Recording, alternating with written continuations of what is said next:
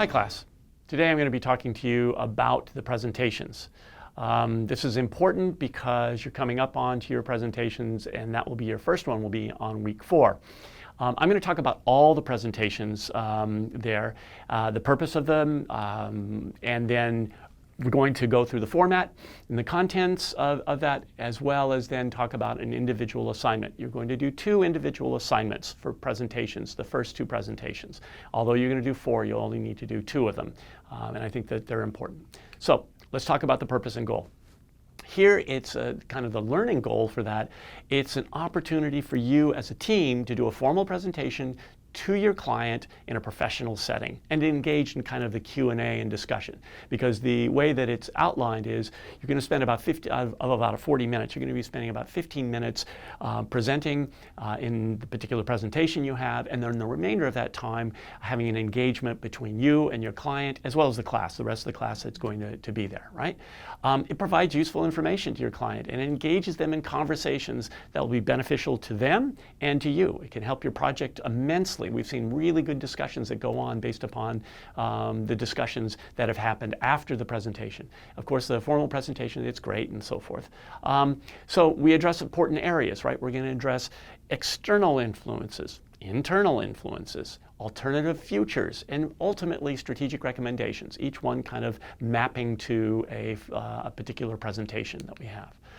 Okay, here are the specific 4 presentations that you're going to do.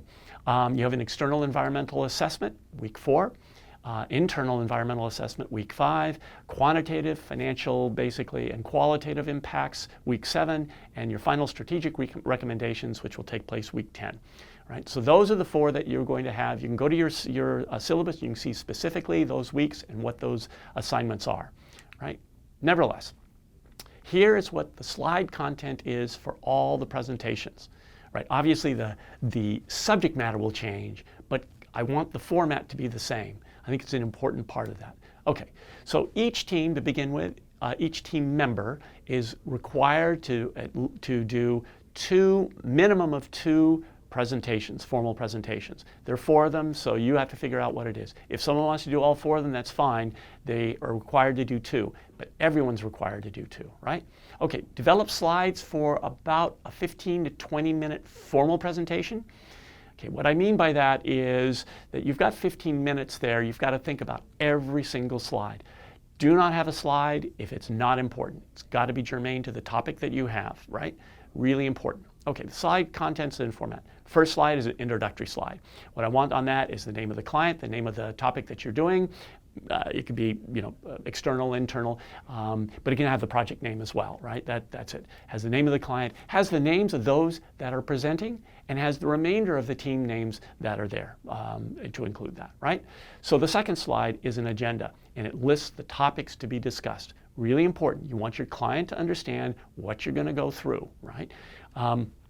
The third slide is probably the most important slide in the entire presentation, because what it does is, here is where you're saying is, why is it relevant? Why are you even doing this presentation? I know you have to do it because I'm telling you you have to do it, but why do you bother to do an external or an internal, or I'll do some comparisons of alternatives? What's important about that? You need to state that. You need to outline why it fits into your overall project. Why bother to do it? That's a critical piece there. And it's also based, it'll be in your evaluations that all the students are going to do, the client's going to do, and I'm going to do, right?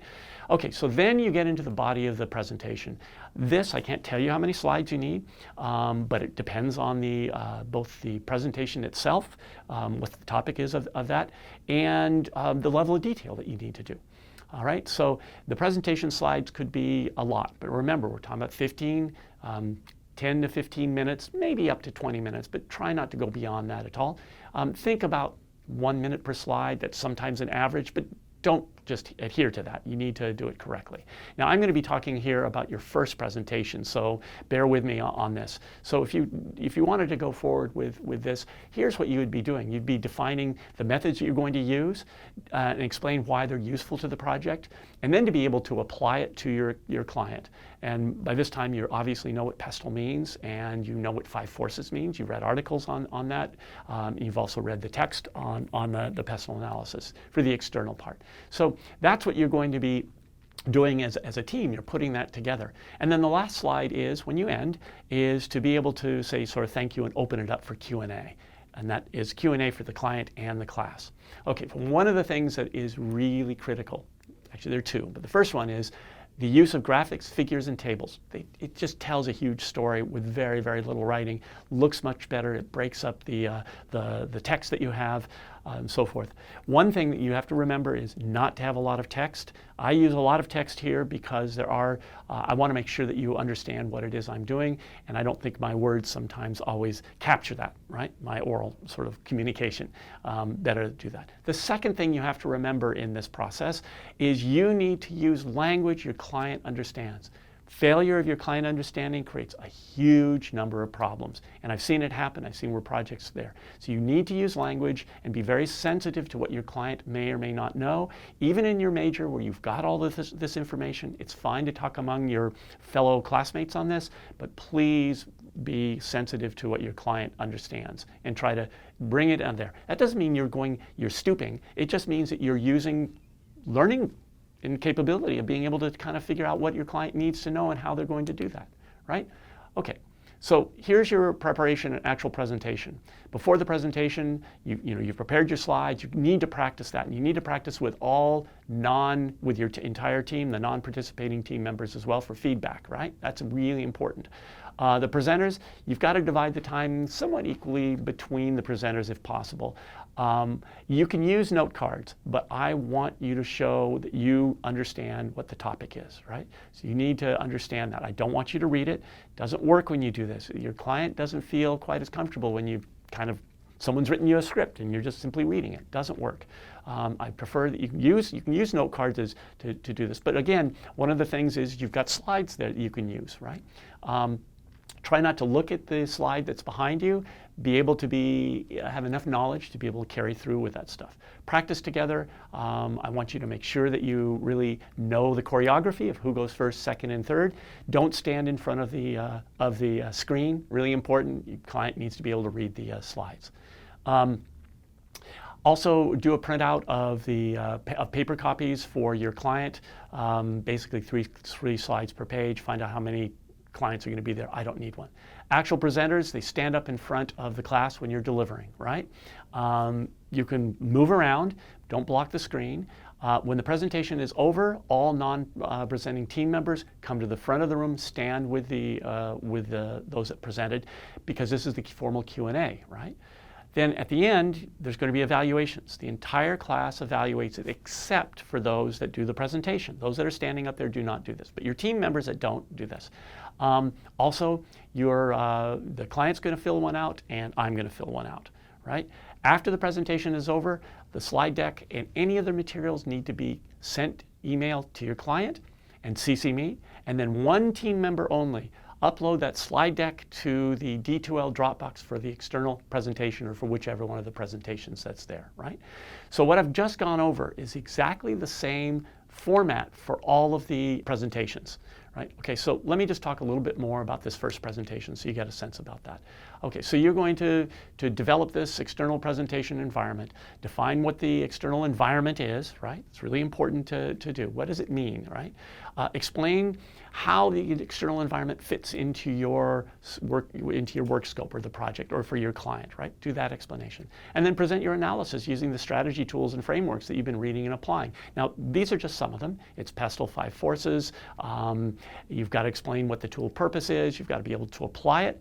And what I mean by that is you may have some other frameworks that you've used. That's perfectly fine to include this, but try bringing these things up. It's really important to be able to demonstrate that. Again, we're not talking about a lot of slides. We're talking about a lot of talking about that and knowledge that you're imparting with your client.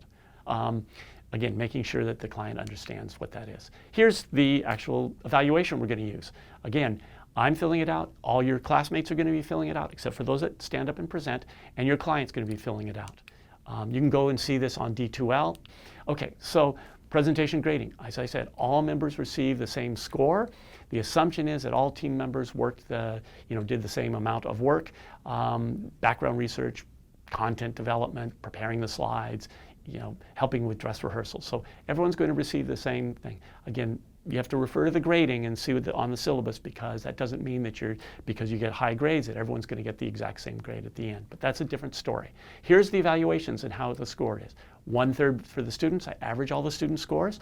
1/3 for the client and 1/3 for the professor. So you really do have a fairly significant influence on the overall grading of that stuff. Okay, so here's the individual assignment before you meet on Wednesday for week 3 when you're going to be brainstorming. I want you to outline the presentation for the external environment. This is your first one. And I want you to base it on your assigned readings, team and class discussions that you've had already, right? It's due Wednesday by noon in D2L. That's where you're going to upload it. And it's important that you get it done by then, because you've got to be prepared to come to class knowing this presentation, how I've described it. Now, I'm not asking for a lot of detail. I'm asking for an outline of the major items. Think your major and how that might influence, or how you can sort of, from your perspective, from your major, how that's influenced by say the pestle analysis, or for that matter, the competitive capability of your client or your organization that you're working from for the 5 forces. Okay, so that's week 3. Week 4, same date that it's due, Wednesday, same date the next week, Wednesday by noon, and then you apply the same type of format for doing that. So it's really important that you do this, because your team relies on everyone to do this. And if you do that brainstorming up front and then you get in the class with brainstorming, because that's where we're going to do it, you'll actually be that much further along. So here's just some details for the external environment you can use. It's just basically that, the content for the slides, why it's important, etc. I went through some of the more detailed analysis. You can use some of this stuff if you would like. For week 4, same type of thing. I just need to have you all prepared for week 4 and week 3 to be able to be in class and be really productive at that time. Okay? So that ends the presentation development.